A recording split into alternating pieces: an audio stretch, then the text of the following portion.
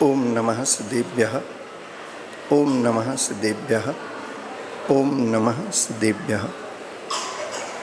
शांतिनाथ हो शांति कर, साता साता शांत, केवल केवल ज्योतिमय, क्लांति मिटी सब ध्वां। सकल ज्ञान से सकल को जान रहे जगदीश, विकल रहे जड़ देह से, विमल नमोन्नत शीश। देवादिदेव श्री शांतिनाथ भगवान की, संत श्रोमणी आचार्य भगवंत गुरुदेव श्री विद्यासागर जी महामुनिराज जी की, आचार्य परमेष्टि गुरुदेव श्री समेत सागर जी महामुनिराज जी की, ज्येष्ठ मुनिराज श्री विनम्र सागर जी महामुनिराज जी की, पूज्य मुनिवर श्री निसर्ग सागर जी आदि 3 कमनों कोटि महामुनिराजों की जय।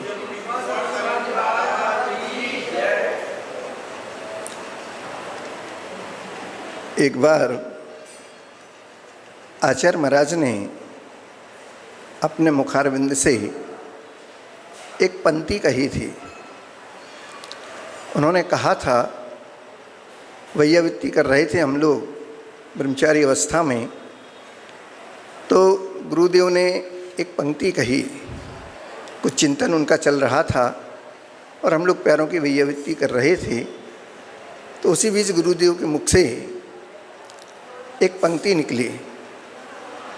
उन्होंने कहा कि जहाँ गुरु हैं वहाँ पर शक्ति है, जहाँ पर गुरु हैं वहाँ पर शक्ति है, और जहाँ पर भक्ति है वहीं पर मुक्ति है। गुरु की रहने पर हमारे अंदर जो ऊर्जा का संचार होता है, उनके आशीर्वाद से असंभव कार्य भी संभव हो जाते हैं।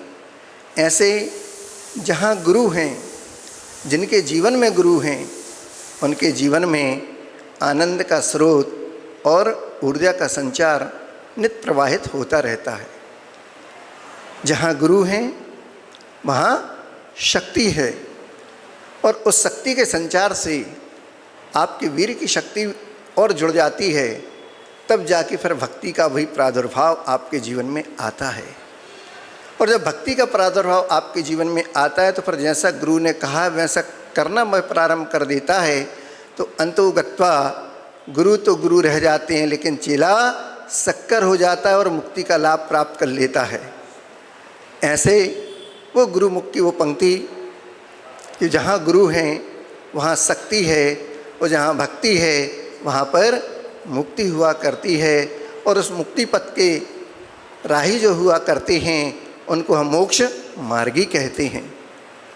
उस मोक्ष मार्ग पर चलने वाले साधु वृंद, साधु साध्वियाँ, मुनि महाराज, एलक शुल्लक महाराज, त्यागी वृत्ति, जिन्होंने अपना एक एक कदम आगे बढ़ाते हुए मयूर पिच्छी को धारण किया, पंच महाव्रतों को धारण किया, किसी ने साक्षात किया और किसी ने उपचार से गुरु कृपा से मिला, और उन्होंने उस मोक्ष मार्ग पर कदम बढ़ाया। अब चूँकि जंगल तो रहे नहीं, फिर भी इन कंक्रीट के जंगल में, शहरों में आकर उन मुनि महाराजों को चर्या करनी पड़ती है। साधु भगवंतों वृंदों को अपने उस चर्या का पालन करना पड़ता है श्रावकों के बीच में आकर।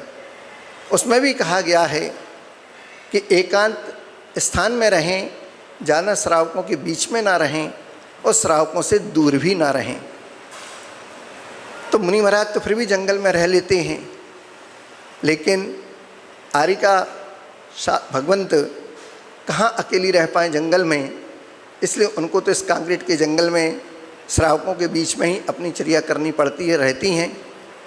और कहते हैं कि नगर में साधु को आना तो बहुत भाग्य से होता है, और नगर में साधु आ गया, भाग्य से मिल गए, और फिर हमारी कॉलोनी में भी आ गए तो वो भी एक सौभाग्य होता है। उस कॉलोनी से भी निकलकर गुरुदेव वो आरिका भगवंत चर्या हेतु हमारे घर में आ जाएं तो उससे बड़ा सौभाग्य और कुछ नहीं हुआ करता है।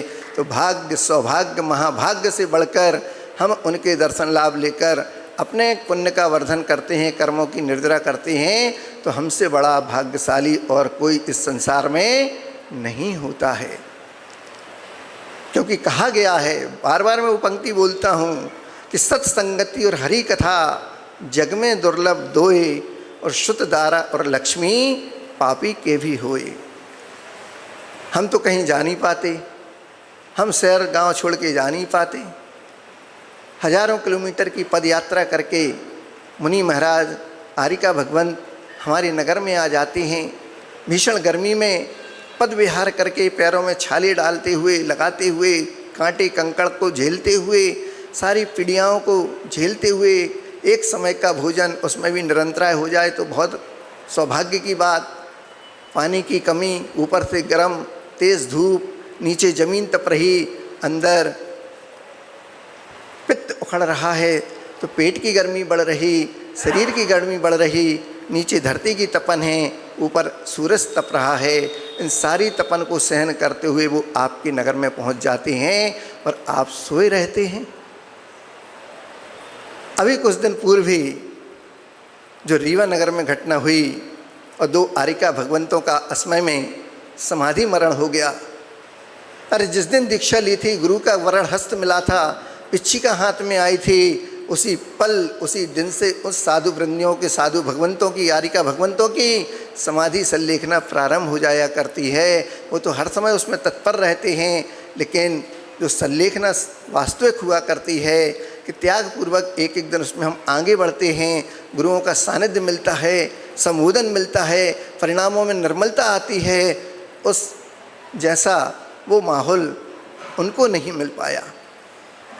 अपने परिणामों में विशुद्धि तो प्राप्त थी, क्योंकि साधु आहार के बाद पुनः अपना प्रत्याख्यान करता है, 24 घंटे का त्याग करता है, समाधि निष्ठ होता है, क्योंकि प्रत्याख्यान की सबसे बड़ी कीमत हुआ करती है। बंधुओं, आपका तो पता नहीं, 4 बार 6 बार 10 बार रात को 12 बजे 2 बजे भी जब भी कंठ सूखा 2-4 गिलास पानी अंदर डाल लिया, लेकिन यहाँ पर सारी वेदनाओं को कहते नहीं, सहते हैं और मुस्कुराते हुए अपने जीवन को जीते हैं। क्यों? क्योंकि उन्होंने जान लिया है कि संसार में, इस मोह रूपी संसार में कहीं भी सुख नहीं है। चारों गतियों में तो हमने घूम लिया, मात्र एक पंचम गति रह गई जहाँ पर नहीं पहुँच पाए, बस उसी को जाना है। इसीलिए उनका यह सारा पुरुषार्थ हुआ करता है। हमने नगर में आए साधु भगवंतों की, आरिका भगवंतों की सेवा वैयावृत्ति नहीं की। क्यों नहीं की? मोह रूपी निद्रा में हम सो गए। गर्मी का मौसम है, सुबह उठा नहीं जाता है, कूलर एसी पंखा में हम बैठे हुए हैं, कहाँ नींद खुलेगी कि सुबह 5 बजे उठकर हम किसी साधु भगवंतों की, आरिका भगवंतों की सेवा वैयावृत्ति करने उनके उपाश्रय में पहुंच जाएं। उनको क्या आवश्यकता है वो नहीं कहेंगे, लेकिन हमको तो देखना पड़ता है। हम सुविधा भोगी तो बने हैं, लेकिन इतनी भी सुविधा भोगी ना बने कि जिनके कारण यह हमारा जैन धर्म ऊंचाइयों को छू रहा है। जो जीवंत इस धर्म को बनाकर चल रहे हैं, हम अपने उन विषय भोगों में गाफिल हो जाएं और उनको अकेला छोड़ दें। अकेला छोड़ने का परिणाम आप सबने देखा है क्या हुआ। मैं ये नहीं कहता कि उनके कर्म का उदय था। अगर कर्म का उदय होता तो साधु चलकर अकेले आपके नगर में नहीं पहुंचता। पहुंचाने वाले भी कई लोग आए होंगे, आप भी लेने गए होंगे। लेने के बाद उपाश्रय में छोड़ दिया और आपने अपने कर्तव्य की इतिश्री मान ली। नहीं, मोह महामद पियो अनादि, भूल आपको भरमतवादी। वो मोह कैसा है? संसार तो मोहित है ही, मोहित कर रहा है, क्योंकि संसार में इतने विषय वो पंचेंद्रिय के भरे पड़े हैं कि व्यक्ति एक क्षण को भी उनसे अलग नहीं रह पाता। उसके लिए तो बड़ा पुरुषार्थ करना पड़ता है। पाप करने के लिए कोई पुरुषार्थ नहीं करना पड़ता। किसी पाठशाला में जाकर नहीं सीखना पड़ता कि किसी को अपशब्द कैसे कहना पड़ता है, किसी को बुरा भला कैसे कहना पड़ता है, बड़ों का अपमान कैसे करना पड़ता है। ये कहीं कोई सीखना नहीं जाता। लेकिन हमें अपने जीवन में सत्कार्य कैसे करना पड़ता है, प्रभु की भक्ति कैसे करना पड़ती है, सच्चे देवशास्त्र गुरु क्या होते हैं, इन सब बातों को सीखने के लिए मूल मंत्र हमारा कौन सा है? नमोकार महामंत्र को सीखने हमको पाठशाला में जाना पड़ता है। ये तो वही बात हो गई कि शराब तो बिक रही है लाइन लगा कर बाजार के बीच में, और बेचारे ग्वाले को एक एक घर में कॉलोनी कॉलोनी जाके दूध को बेचना पड़ रहा है। जिस देश में दूध की गंगा बहती थी, जिस देश को हमने सारे विश्व को रास्ता दिखाया, ऐसा वह भारतवर्ष आज कहाँ किस ओर जा रहा है, ये हमारे लिए सोचने का, क्या बोलूँ इसको। उस घटना के बाद से तो हृदय बहुत द्रवित है। इसलिए नहीं कि आर्य का भगवान चली गई, जो इस संसार में आया उसको तो जाना ही है। गुरुदेव तो ये कहते ही थे कि जो संसार में आया है वो मरने ही आया है। ये मत सोचो कि हमारा बहुत सातिशय पुण्य का उदय हुआ तो हमने जैन कुल में जन्म पा लिया, छने पानी में जन्म ले लिया। अरे ये हमारे पाप कर्म का उदय है कि इस पंचम काल में हमने जन्म ले लिया, और इन पापों से मुक्ति पाने के लिए हमको ये मनुष्य पर्याय मिल गई, जैन कुल मिल गया, जहाँ से मुक्ति का मार्ग खुलता है, और यहीं पर ये मोक्ष मार्ग हमको प्राप्त होता है, गुरुओं की कृपा से होता है। और जो उस मार्ग पर चल रहे हैं पहले उनके पीछे चला जाता है, मार्ग को देखा जाता है, सेवा वैयावृत्ति की जाती है, तब जाके हमें उन गुरुओं की कृपा प्राप्त हुआ करती है। क्योंकि गुरु हैं जहाँ, वहाँ पर शक्ति हुआ करती है, और उस शक्ति का संचार होने पर आपके भाव, आपकी निर्मलता, वो परिणाम आते हैं। तब जाके गुरु चरणों में बैठकर आप उन व्रतों का पालन करने के लिए उन व्रतों की याचना करते हैं, भगवान हमें भी 2 प्रतिमा, 5 प्रतिमा, 10 प्रतिमा के व्रत दे दीजिए, नहीं है तो दीक्षा देकर हमारे लिए इस संसार से पार लगा दीजिए। ये उन गुरुओं की कृपा है, और हम उन गुरुओं के लिए छोड़ चुके, जिनका यश कीर्ति नाम कर्म का उदय है। हजारों लोग उनकी भीड़ में तो चल रहे हैं, क्या दूसरा कोई साधु नहीं होता? क्या उनके यश कीर्ति नाम कर्म का उदय नहीं है? अगर यश कीर्ति नाम कर्म का उदय नहीं होता तो हाथ में पिछी कमंडल नहीं आ सकता। यश कीर्ति नाम कर्म का उदय तो है, पर इतना भी नहीं है कि हजारों की भीड़ उनके साथ हो तो 10-20 लोग तो नगर के रह सकते हैं, साथ में सहयोग दे सकते हैं। बिहार के समय श्रावक श्राविका साधु संतों के साथ नहीं होते, साधुओं को सड़क पर अकेले विहार करना पड़ता है। भीड़ रहती है लेकिन कहीं और जाती है वो भीड़, कहीं राग रंग का प्रोग्राम हो जाए तो हजारों की भीड़ पहुंच जाती है, लेकिन साधु संतों की रक्षार्थ, उनकी सुरक्षार्थ, उनके आहार विहार में हमारा सहयोग नहीं बन पाता है। क्यों?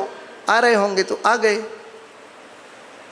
इसलिए समाज आगे नहीं बढ़ पाती है, क्योंकि बड़े लोगों को मतलब नहीं रहता, मध्यम लोग सोए रहते हैं, और छोटे लोग तो जब बड़े नहीं जाते तो हम जाके क्या करेंगे।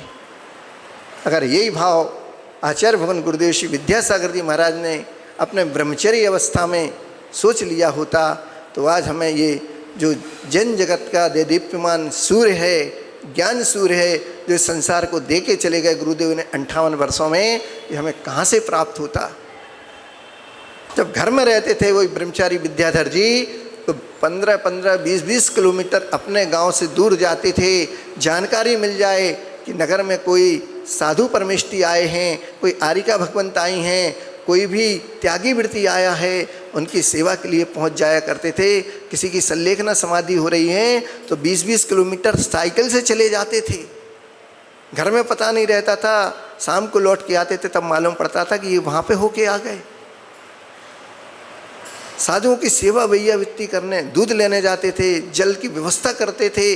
आचार्य देशभूषण सागर महाराज जी के संग में रहकर उन्होंने ऐसी चर्या का पालन सीखा वहाँ पर और किया, क्योंकि घर में तो संस्कार मिले ही थे, माता पिता वैसे ही संस्कारी थे, दे रहे थे बच्चों को। अष्टमी चतुर्दशी माँ करती थी व्रत उपवास, घर में चौके लगते थे, छोटे थे तो सामने बैठा दिया जाता था, हाँ ध्यान से, अभी आहार दान की पात्रता नहीं है लेकिन बैठ जाओ, वो भी बड़ा सहयोग है।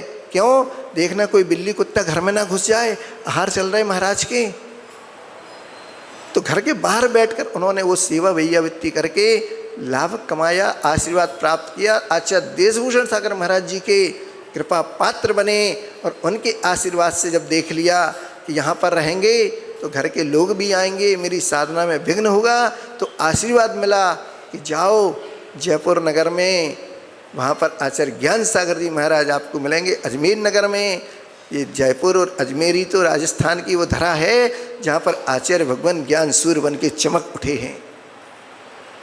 नहीं तो विद्या अलग है और ज्ञान अलग है, लेकिन जब दोनों को प्राप्त कर लिया जाता है तो ज्ञान और विद्या का एकाकार हो जाता है। तो ना ज्ञान विद्या से अलग होता है और ना विद्या ज्ञान से अलग हुआ करती है। दोनों एकाकार होकर वही ज्ञान के सागर विद्या सागर हो जाया करते हैं। हम अपने घरों में सोए पड़े हैं। याद रखिए, संत किसी संघ या संत पंथ के नहीं हुआ करते हैं। संत तो सार्वभौम विश्व के हुआ करते हैं। विश्व धर्म हमारा अहिंसा धर्म है और उस अहिंसा धर्म को जिन्होंने पालन किया, जिसको लेकर वो चल रहे हैं, उस अहिंसा धर्म की ध्वजा को उठाकर चल रहे हैं। आपने क्या किया है? आपके नाम से क्या जैन जगत या जैन का नाम विश्व में ऊपर उठा है क्या? विश्व के पटल पर इस जैन धर्म को ऊपर उठाने का श्रेय हमारे आचार्य भगवंतों को, गुरु महाराजों को, आरिका भगवंतों को है, जिन्होंने अपनी चर्या के माध्यम से दिखाया कि 45-50 इस टेम्परेचर गर्मी में भी जो दिन रात एक सी चर्या करते हैं, जो कहते हैं वो करके दिखाते हैं। ऐसी उस वीर चर्या को पालन करने वाले आचार्य परमेष्टि गुरुदेव मुनि महाराज हुआ करते हैं। उन्होंने केशलौंच किया, एक समय का भोजन किया, उसमें भी अंतराय आ गया तो वहीं छोड़ दिया, पानी की एक बूंद कंठ के अंदर नहीं उतारी और पैदल विहार कर दिया। 30-30, 40-40 किलोमीटर का विहार करना कोई हंसी खेल नहीं है। एक दिन आप चलते हो तो पैरों में छाले पड़ जाते हैं, उनका तो सारा जीवन ही पद विहारी हो गया।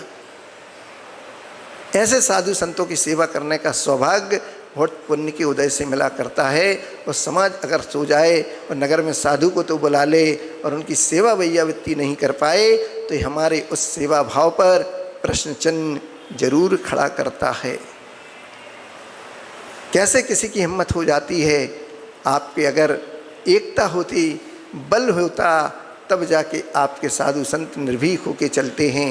वो तो चले ही जाते हैं, वो भय से मुक्त हुआ करते हैं, लेकिन फिर भी पीछे से आकर कोई वाहन इस प्रकार की दुर्घटनाएं कर जाता है तो असमय में जिनकी समाधि मरण हो जाती है तो हृदय को तो पीड़ा पहुंचती ही है, नहीं पहुंचती?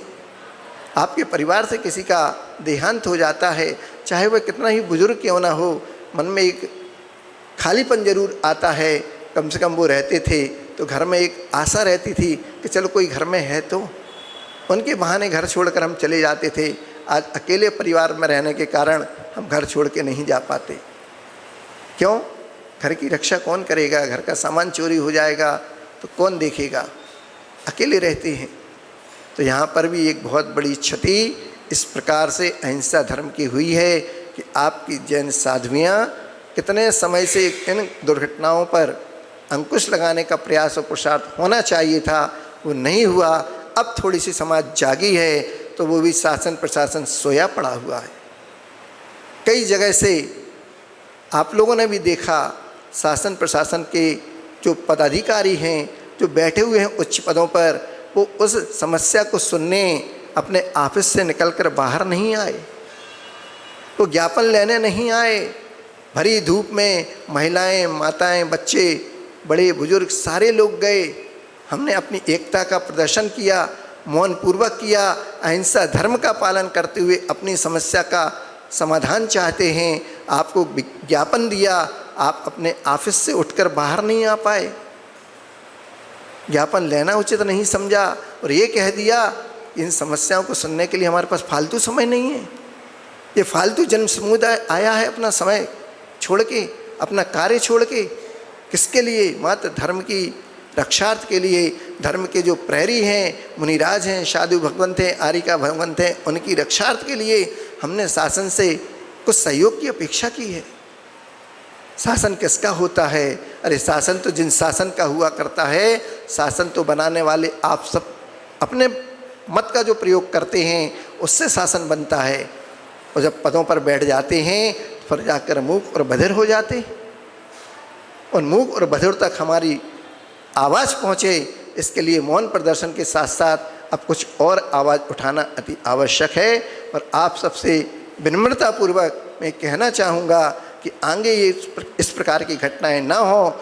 शासन सहयोग दे या ना दे, लेकिन पहले हम अपनी चेतना को तो जागृत करें कि सबसे पहले अपने नगर में अपने बच्चों को, युवाओं को एक प्रेरणा दें। एक ऐसी टीम का गठन करें कि भैया 5 लोग ही सही, एक दिन अगर 5-5 लोग भी आओगे तो भी हम बहुत अच्छा सुरक्षा घेरा बना सकते हैं। 2 लोग साइड में, 2 लोग पीछे और एक आगे, और बाकी के पीछे रहेंगी। इसके 5 लोग में भी आप पंच बन जाओगे और आप 5 को देखकर 50 लोग आपका सहयोग करने आ जाएंगे। तब आप अपनी एक टीम को गठित करिएगा। और सुबह केवल नहीं चाह रहे आपसे कि आप दिन भर यहाँ रहें। दिन भर साधु को कोई काम नहीं रहता श्रावकों से, आपको लाभ चाहिए। साधु तो अपना समय निकाल के आपको देता है, अपने आवश्यक में लगा रहता है। ज्ञान ध्यान तपो रखता तपस्वी सा प्रशस्यते। उनको तो अपने ज्ञान ध्यान तप क्षमता से ही समय नहीं है। आप आते हैं, 4 रोटी खिलाते हैं, आहार दान देते हैं, तो 4 बातें भी पूछते हैं, तो गुरु कृपा करके आपको अनुकंपा करके दे देते। भैया हमको गुरु कृपा से मिला है तो तुम भी ले लो, ये मोक्ष का मार्ग है। आज नहीं तो कल आना तो यहीं है आपको। जब एक कदम बढ़ाओगे आपका एक रास्ता खुल जाएगा। एक एक कदम करते ही तो छत पर पहुंचाया जा सकता है।